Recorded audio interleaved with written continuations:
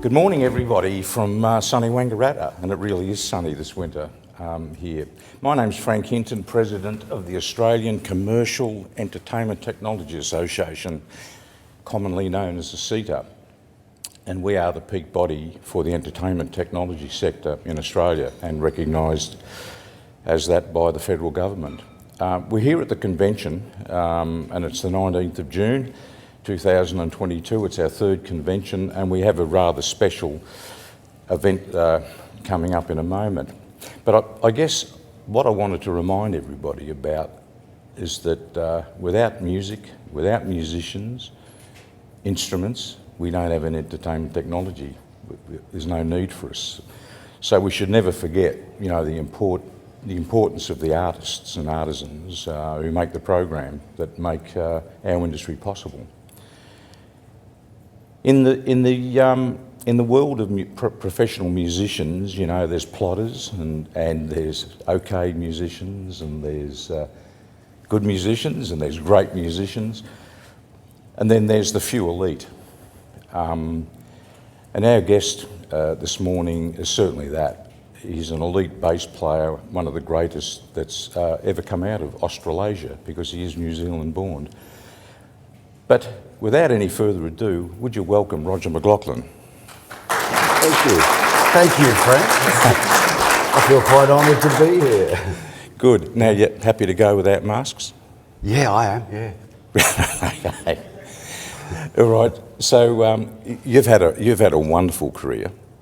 It's still and it's going. Still going. Yeah. So you're probably into your fifth decade, eh? Sorry? You're probably into your fifth decade. Oh, yes, I am. Right. So where did it start? Look, it all started in New Zealand, at the bottom of the South Island. I was obviously born into a musical family.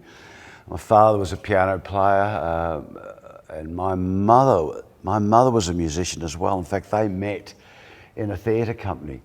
So I just always remember music being in the household, and I was encouraged to pursue my musical desires. There was obviously there was a piano in the house, and there was always a fight to get to that piano as to who was going to play it.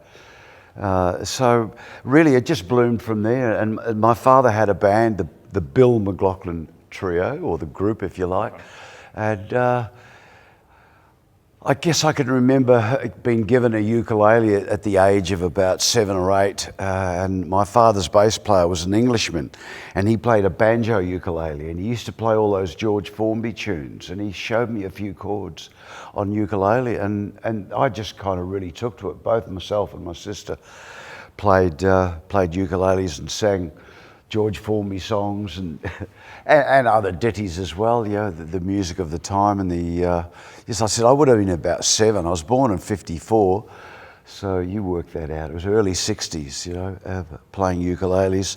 And I seem to recall my sister had a guitar, and I picked this guitar up with the action about this high, which would cut your fingers to absolute shreds, but I persevered with it. What I did discover, that the chord shapes on a ukulele were basically the same as a guitar, those early D and E, those early kind of shapes that you play. And I figured all I got to do is figure out where to put my fingers for the bottom 2 strings, you know, the G chord, the E, the A and the D. So really it all stemmed from there. And of course, by the time I was 11 years old, I had formed my own band called Roger's Dodgers. It had to be, didn't it? Yeah, it had to be Roger's Dodgers, yeah. And of course, that's me second from the left with my Beatle tie on. We were a Beatles cover band. As you can see, I'm nurturing a Beatles haircut there. So that was my beautiful Tedesco guitar, Japanese-built Tedesco. And like most musicians, we wish we still had them. So that was kind of the beginning, you know. My father bought my first bass by the time I was 13. It was a Hofner bass, not a Beatle bass, but it was a Hofner bass. So by the time I was 10 years old, the whole family had discovered the Beatles, and they're wonderful, you know. They're wonderful, their harmonies, their grooves, and And I used to love listening to the records, because those early stereo mixes were great for learning the songs, because you could pan hard left and just hear the vocals, or pan hard right and hear the whole band, so you could start to isolate. And see, there was no internet, there was no YouTube or tab or anything like that. You just had to listen to this stuff and figure out how to do it. I remember the first time I saw the Beatles on black and white TV, and I mean, I was such a Beatles fanatic that I had my camera out taking photographs of the Beatles on TV. Now, I never got to see the Beatles. I was, as I said, it was 63, 64, and I was 9 or 10 years old, so I wasn't allowed to make the big trip from Invercargill to Dunedin to see the Beatles, you know. No, you're not going with those musicians in that car. They'll be drinking beer and leading you astray. So well, let's talk about being... Yeah, so that was the kind of a beginning. Yeah, so being led astray, let's fast forward then. Yeah. So we get everything in. Yes. Because we've got a lot to talk about. Yeah, okay. So you first became known in Australia through Godspell. You were in the Godspell band. Yes, yeah. And so you came over from New Zealand. Yeah, I got a telegram to come over. I had done it briefly in New Zealand. I'd picked up the end of the tour, and I kind of absolutely faked my way into that audition, because I couldn't read then. But I knew I had a great ear for listening and remembering and visualising. So I went to see the show the night before and listened and remembered the songs, and arrived at the audition in my lunch break with my trusty bass guitar, and got up there with Rodney Kendall. He said, right, let's play this song. And he put the charts in front of me, and luckily they had chord symbols. All right. So I rattled off Day by Day and a couple of other tunes, and that was great. I figured, gee, I'm doing really well here. And then he put up one track, which was the first song of the second act, and it was just dots. Right. Oops. It looked like a fly had crawled across this paper, and it was in 5/4. And he started playing, and I'm just like, I'm dying inside. I'm fumbling. I've got no idea. And he stopped, and he said, so what's going on? You're having a bit of trouble with that? And at this point, I had to fess up and say, look, Rodney, I saw the show. He said, how come you played the other songs so well? And I said, well, I saw the show last night, and I remembered the songs. And he looked at me and went, huh? And he thought for there was this 10-second pause, and he said, you got the gig. Just like that. Okay, so you're off and running. Yeah, I was off and running. He thought, look, if you played those so well, I'm sure you can figure out how to sight read and figure out what to play. So, okay. Yeah, so 6 months later, I get a telegram, will you come to Australia and tour with the show? So that's how I got to Australia. Right, and that's where the story gathers momentum, I think, it for sure us. Does, yeah. So let's just briefly, in terms of your body of work, you first came to prominence. You were the original bass player in Little River Band. You did 2 albums. Yes. Then you went on to Stars, who were massive at a given point in time in Australia. Yeah. #1 album and all of this sort of stuff, and then. Particularly our generations, when I look at the faces out there, everybody I'm sure, would remember Pyramid. Yes. One of those absolutely phenomenal bands, along with Crossfire in Sydney, Pyramid, Ayers Rock. It didn't get much better than that. Yeah, that was like baptism by fire. I mean, I'd been in a Little River Band. I played with a pick.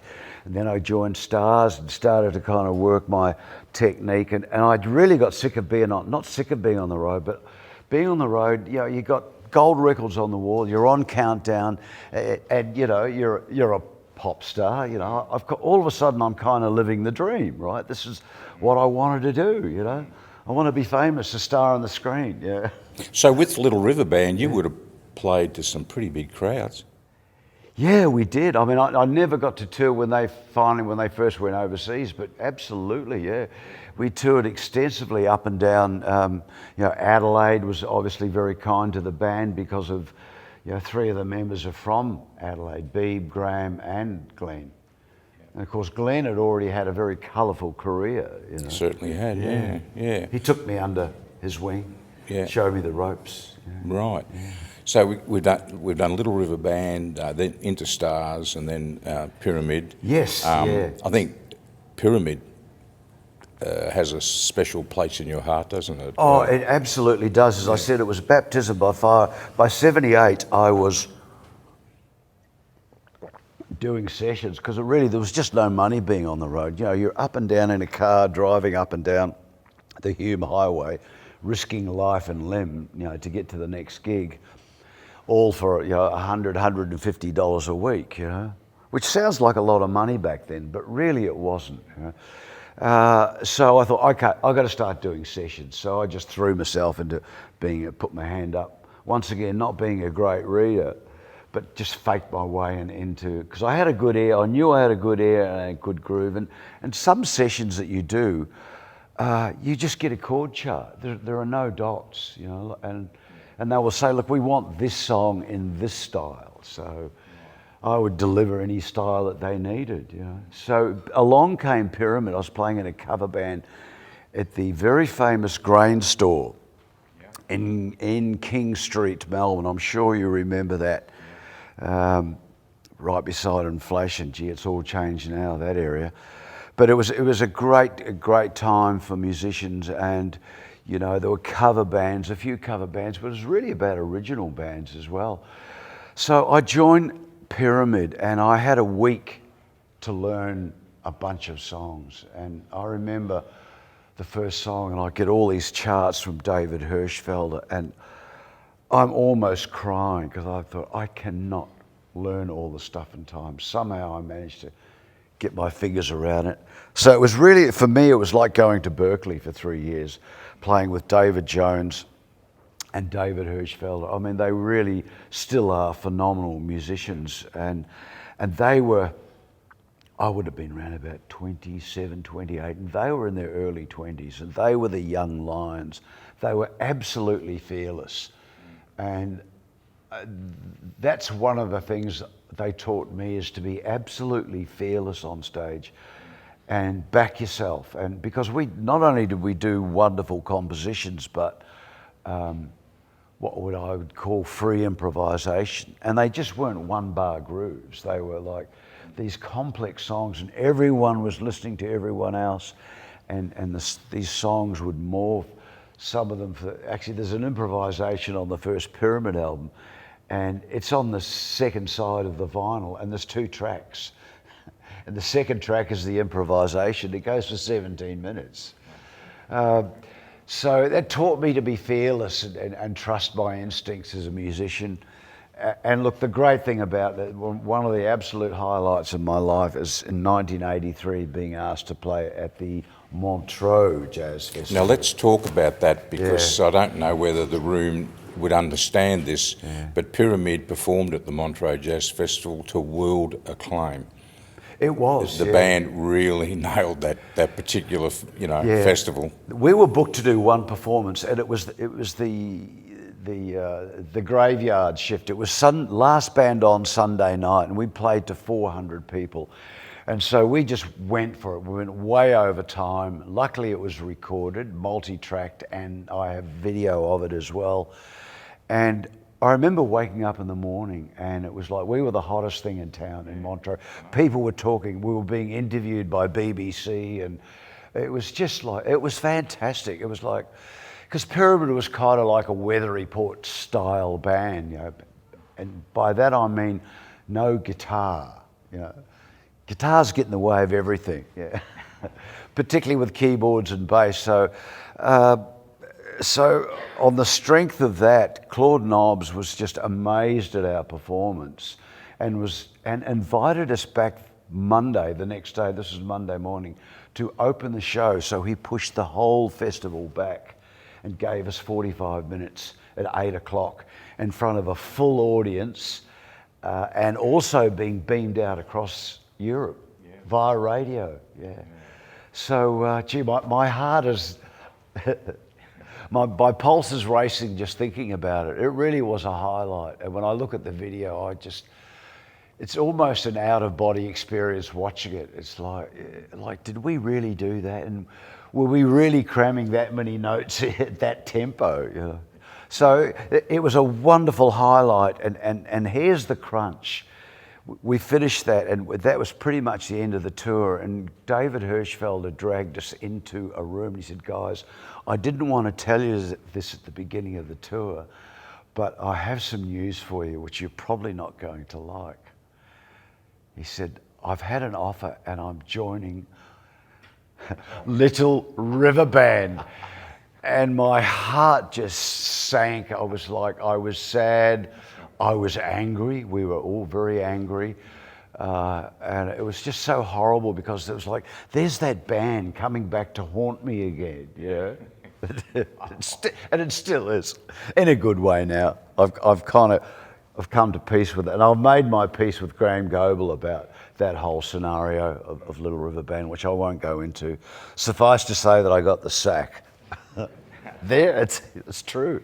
I didn't leave. I got politely asked to leave. I got the terrible phone call from Glenn Wheatley. You know, he had the envious job of Roger, your services are no longer required. So for David to go and join Little River Band, it was a real kick in the teeth. Yeah, I think we've all been sacked though, so I don't think there's any problem about exactly. at some point. It made me a better player. It really did give me a kick up the backside. Yeah. Yeah.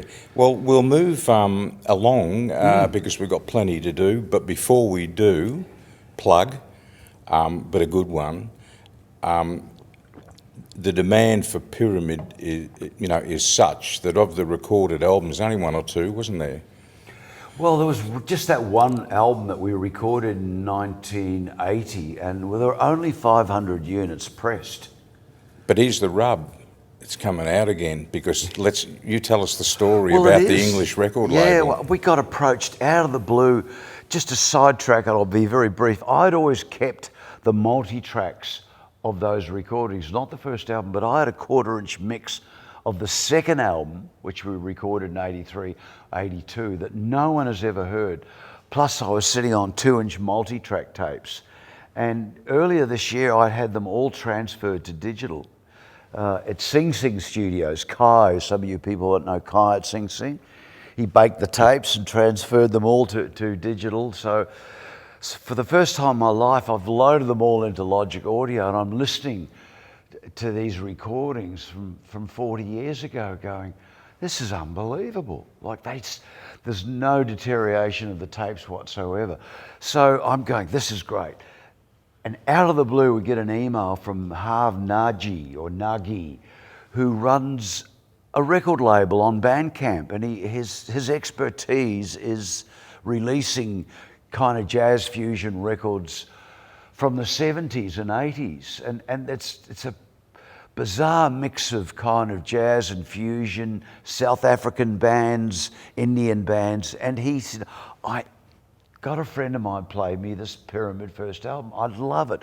I'd love to release it. So it is going to be released on Bandcamp and on a digital download as well.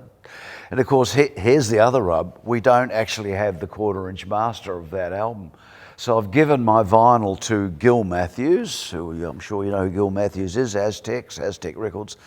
And he has painstakingly spent about 6 weeks transferring it from vinyl back into digital, removing all the surface noise and de-clicking and de-popping it by ear and by hand, like zooming in and redrawing the waveforms or removing the clicks.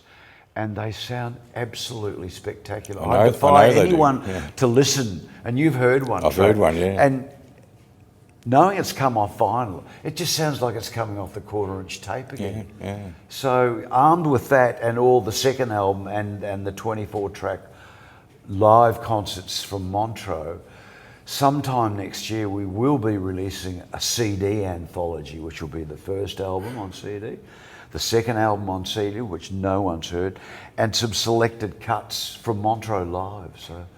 Right. Well, did you say that there was only 500 pressings of that first album? Yes. Well, I know someone in this room who's got one of them.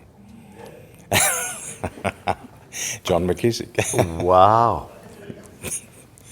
Right. I went to Discogs, and some people, there's about 5 copies floating around the world. People are asking $500 to $700 a copy for them now, those original pressings.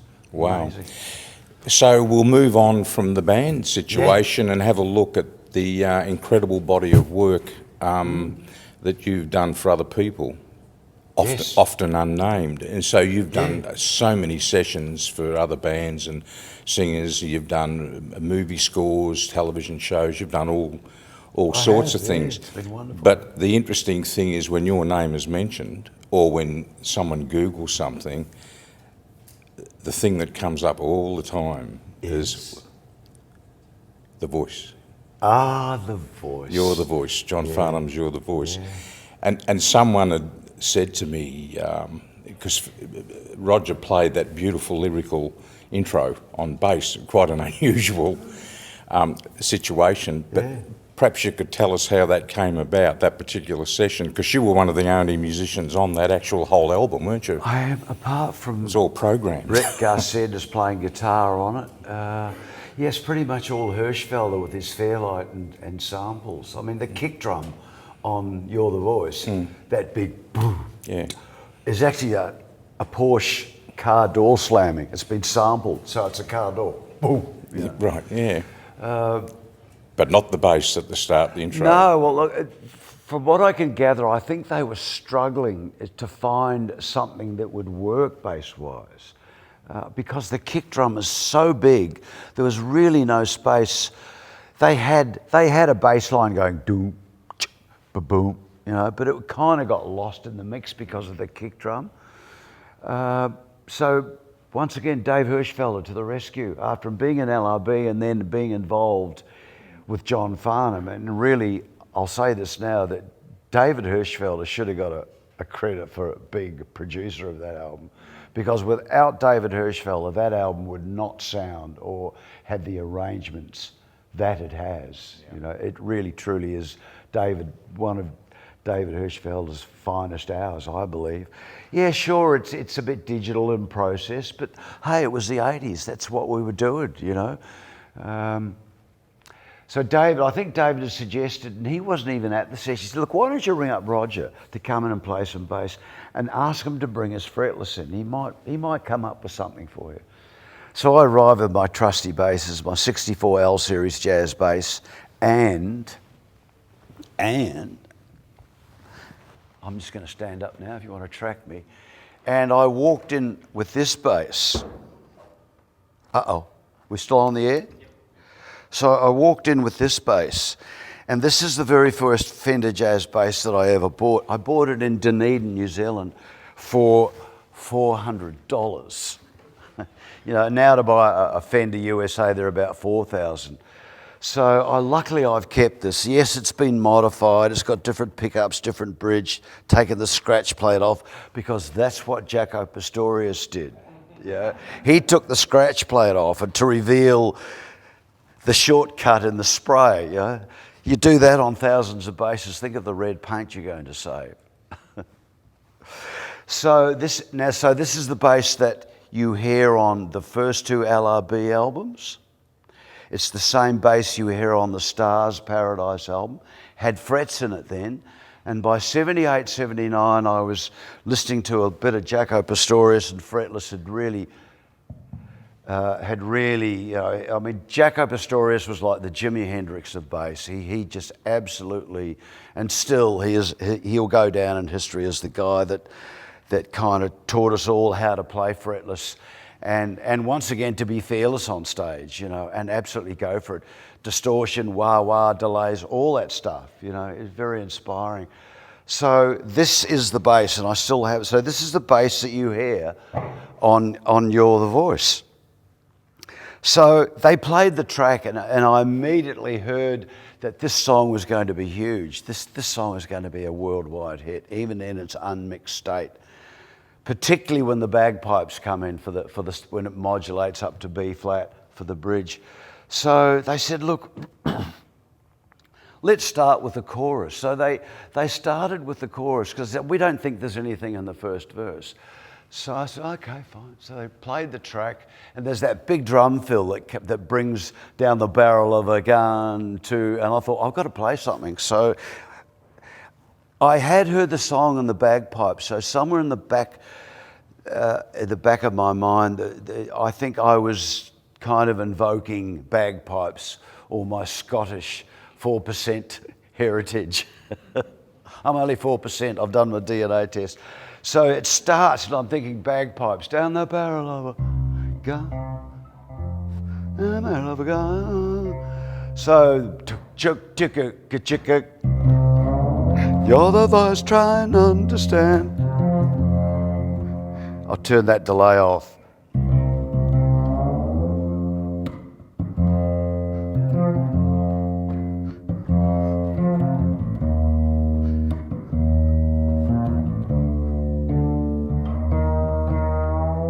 So I'm doing stuff like that, evoking that bagpipe drone thing. So the reason it worked, I was on the back pickup, it's quite nasally, so I was out of the way of there was a space in the track for that frequency. The kick drum was down there, so all my part line.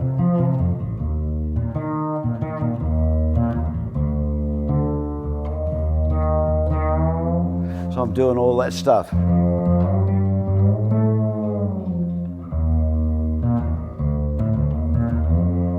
So anyway, did all that, played a little bit of bass in the bagpipe section.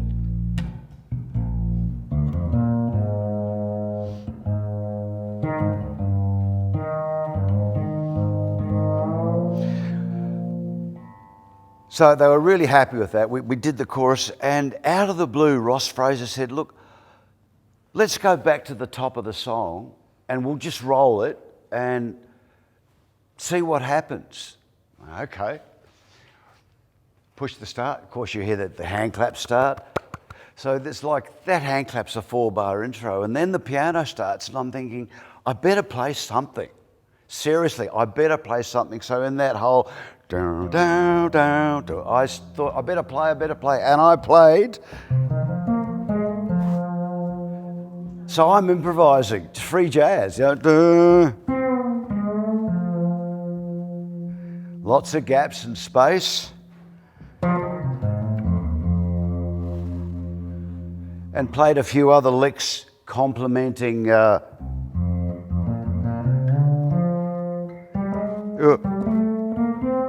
been a while since I played it. So I was playing little lines like that, played right up to Down the Barrel of a Gun, which had already been recorded. And Doug Brady hits the stop button or drops out a record.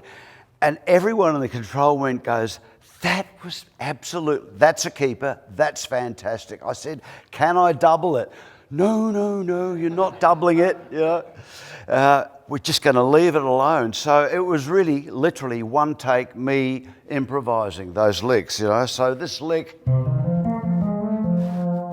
I quote it in every song I play. I think I played it a couple of times last night for your phone. It doesn't matter what key I'm in.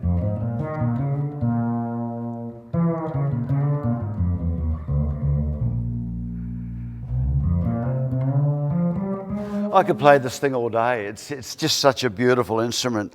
Get the rest of it done if you do. Well, I know. All right, I'll stop. So.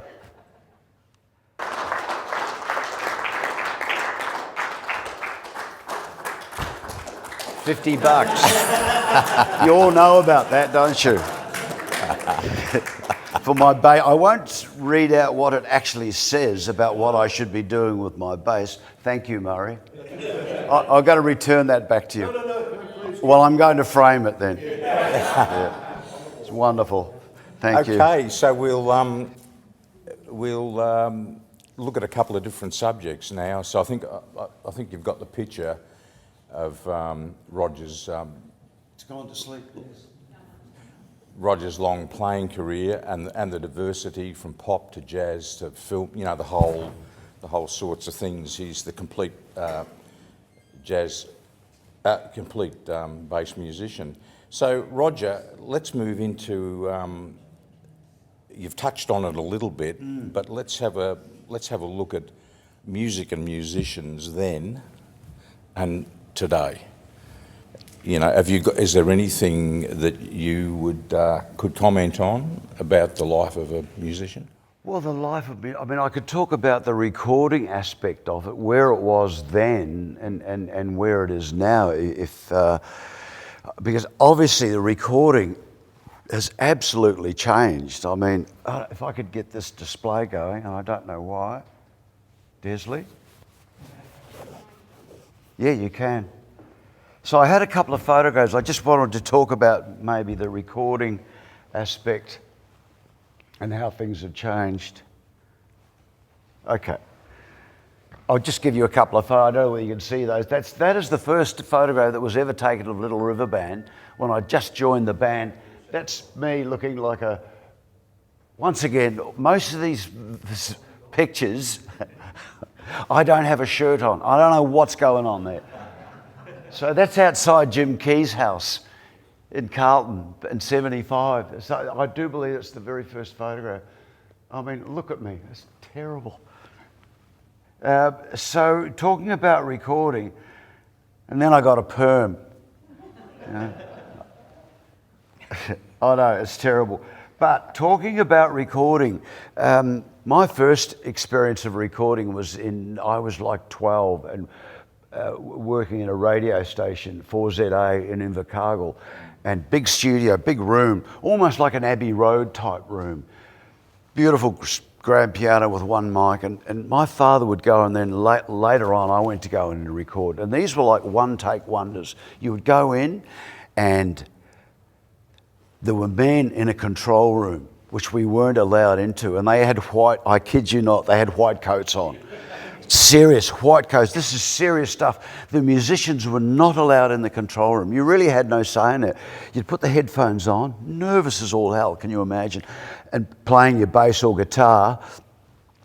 And the playback was in this, you'd record a take, and they would play it back to you in the control. We'd all stand around, and there was a big speaker box with a Tannoy 15 in it, and we would listen to the playback, and if it was kind of okay, that was it. Next one, you know. So that was my first experience of recording. My next experience, really serious recording, was in 1975 at AAV, or Armstrong Studio on Bank Street. And all of a sudden, I'm with this fabulous band of musicians recording, and of course, you get a little bit of idea of the mic placement. Ross Cockle was the engineer.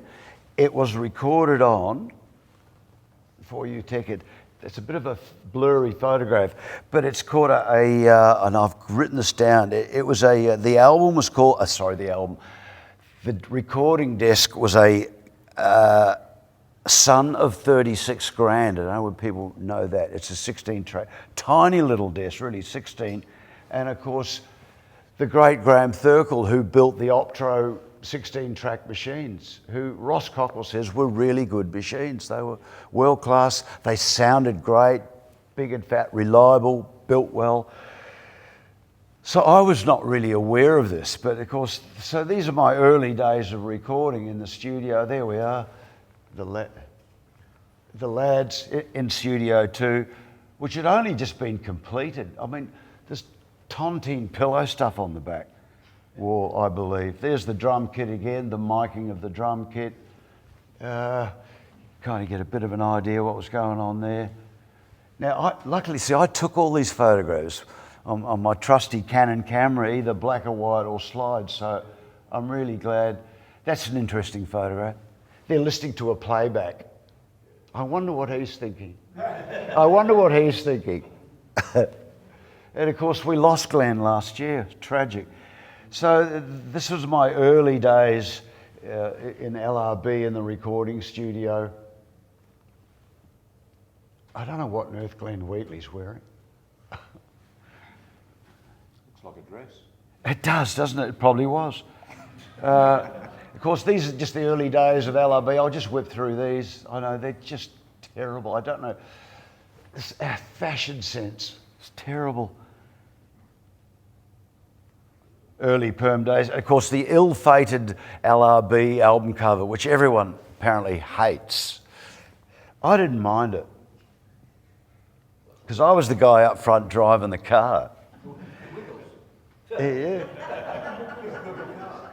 And of course that scarf, I still have that scarf that I was famous. Now, Murray, you recognise that? Yeah, Channel 9, main studio, 7:30 in the morning doing a sound check. Yeah, Glenn Shorrock dressed as Superman, an ageing Superman. So there I am with my beautiful jazz bass, same one, as you can see.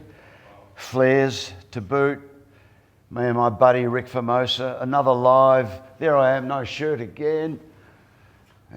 So look, these were great days, you know. This is the second album by this time, and I think that is the Harrison 24-track desk. More photos of Roger playing his bass, with very little on, once again. See, I was taking selfies back in 75. Toured through EMI studio, EMI pressing plant in Sydney. That's where they make all the cassettes, the machines where they dub off the cassettes. Touring Queensland, of course, Townsville, I believe. I'll just keep going. Then I joined Stars, so there we are. The great Andy Durant on the right, who's no longer with us. And the great thing is that this band is reformed again, you know, so we're out gigging. And I'm just going to keep going. A shot of the band pyramid. It's got to be the longest neck you've ever seen. I don't know what's going on there. And in 1998, Steve Housen asked me to go on tour with LRB through America. And that's not the shot that we used, obviously, but I kind of like it. It's quite funny. Yeah. So that was the band in '98 that toured, and of course I was the only original member left, and of course by that point, the guy on my left, Steve Housen, the reason he's smirking like that is because he owns the rights to LRBs, and I won't go into the rest of that. So there's a little bit of a photo thing for you. So, you know, AAV in those early days, they were wonderful, you know, recording live to tape is such a wonderful thing. It's like standing up playing live. I always treated it like a live performance because your performance is going to be immortalised and taped for the rest of your life. And I still get a thrill when I hear Curiosity Killed the Cat on the radio. You know, ooh, that's me playing bass on the radio. It's still a thrill, you know, and of course, so the way that getting to the recording technology, how that's all changed from, I mean, the only effect that they had in the studio was probably a chamber and a plate reverb. That was it, mate, you know. So there was all sorts of tricks we used to create delays and stuff like that, which you're all aware of. And then, of course, getting into the bigger studios like Alan Eaton's and Platinum, Richmond Recorders, Sing Sing, RBX. And I spent quite a bit of time with John French when he built Fast Forward out in Warrenwood. That was his dream studio. Beautiful Studer 24-track and half-inch mastering, racks of Bryson power amps. And they were great days. We would spend days on end in the studio kind of making crazy 80s music. Now you don't have to because it's all software driven. Well, that's the thing. You know, we've gone from home, it was a 4-track cassette recorder to reel. You know, and I remember the first time in the 80s I heard a drum machine, like a real drum machine, like the Roger Lynn drum machine. Trevor Courtney, drummer, after a session, he said, I want you to come back to my place. I want to show you something. It was probably about 82. Walked into his lounge room and he walked up to this box and it was plugged into the stereo, which really beautiful speakers, and hit the button and this drum machine started playing. And it was like real samples of real drums, and it was like, that's A, it sounded great, B, the timing was wonderful, you know, and it was like the first time, and I looked at Trevor, I said, man, this is going to change, this is going to revolutionise music, this drum machine, you know, and of course they did, and people still use them today. I still prefer playing with a real drummer. Absolutely. Mate, we've actually only got 5 minutes left. Oh, okay. And I'm not too sure, but I'm sure there'll be some questions. Sure. So should we flick towards a bit of a Q&A? Let's keep going. Have you got the key points there done and we can move? Well, I just flipped through the photographs, so... Okay, we'll go to questions. Are there any questions so far? I mean, we've only scratched the surface. Just if you have a question, just put your hand up and... If not, I'll just keep raving for another 5 minutes. Yeah, so any questions? Nope. Nothing? Okay. Keep raving. Okay. So, obviously, the whole recording scene has changed now to the point where now I've got a beautiful home studio running on a Mac, running Logic Pro Audio, and I've got unlimited tracks. I've got plugins to burn. I mean, it's just such a wonderful thing, to the point now that during lockdown and COVID, I actually recorded 3 albums with 3 separate musicians. And towards the end of it, I was actually shuffling the complete Logic session. We just send it via WeTransfer or Dropbox. Just zip up the whole session and send it. It would arrive. I'd double click on it, and the session would open up exactly how that musician had sent it to me. So I would just arm a track, record some bass, bits and pieces, kind of mix it where I thought it should sit, save it, zip it up and send it back to them. So it's come to that now, which is just absolutely a wonderful way to record. So I'm not a big fan, as much as I love drum machines, yeah. So if you go back to Flowers, Ice House, Yeah. I know Ivor Davies was really big time into that technology side of things, and he sax player, I think at the time, was living in the UK, so they were regularly having to transfer information. When did the light bulb come in your life, when it was the difference between setting up close mic technique or mass mic technique for a band and playing it live as opposed to starting to then build a song bit by bit by bit? Well, it probably happened, I remember Create and Notate on an Atari, which was a sequencer, and then there were like Yamaha, like the QX1 and the QX7 dedicated sequencers, Akai samplers.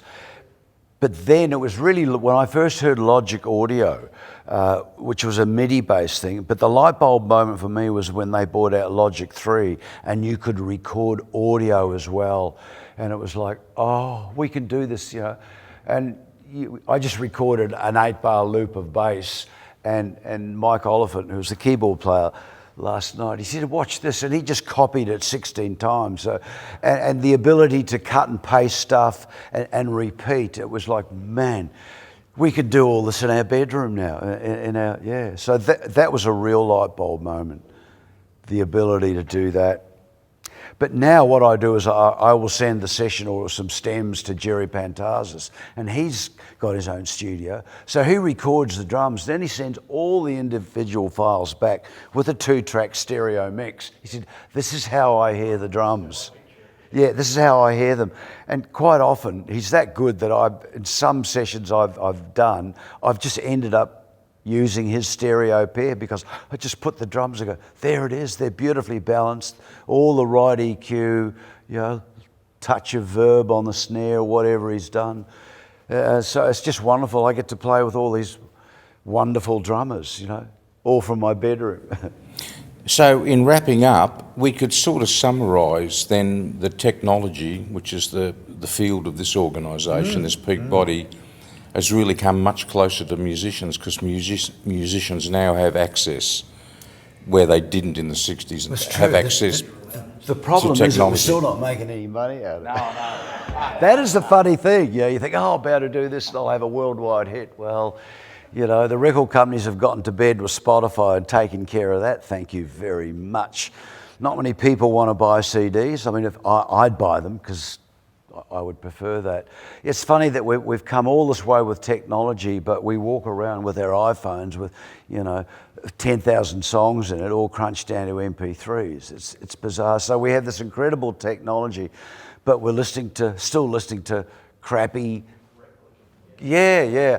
I personally, when I rip a CD that I want to listen to, I will always rip it in at least a way, 44.1, 16-bit.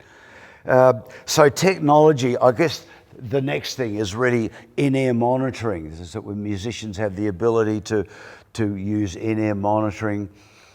I think ultimately what I would like to see, challenges moving forward. It would be great if musicians could play in real time across the internet with no latency. We're still kind of using what I would call a duplex system, where one cuts the other off. So if you're playing two musicians on Zoom, for instance, one will cut the other out. So it's still haven't got maybe the internet speed, or it needs a new tech, a very fast internet speed and a slightly different way to do that live. Hey mate, we should have had a part 2 to this. We should have, which we haven't. Yeah. And our time is up. We run out of time. Yeah, 10:20. Okay. Because we've Now got. the only other thing I would talk about, I think it's wonderful, the PAs that I heard. Where's Peter? Is he here? Pete Evans? Yeah, he was talking about the 1500 watt PA they had at Sunbury. 1500 watts. Unbelievable. Now, last night I had two QSC K10 monitors, had 2000 watts in a box that big. It's wonderful, in that regard. I think in live, I still think we've got issues with having too much sub and bottom end amplification in big rooms, and it's, some guys get it right. I've seen Steely Dan at Rod Laver, and it was perfect mix. One of my pet hates about playing live is the subs that they tuck underneath the stage. When you're on stage playing bass, it's just a wall of bottom end and it resonates. Maybe there's a way to correct that through phase cancellation. All you guys, can we get that happening? So the band on stage isn't affected by the subs rumbling. And sorry? I understand. I guess the other thing is, and we're probably almost there now, is like going to live concerts and everyone has their earbuds in, or they can listen to the front of house mix in their ears via their phone maybe, or something like that. That would be a wonderful thing. I look forward to those days. All right. I hope you've enjoyed this. It's been most illuminating, I think, and fun. But nothing more to say than, would you please acknowledge and thank Roger. Yeah. Thank you.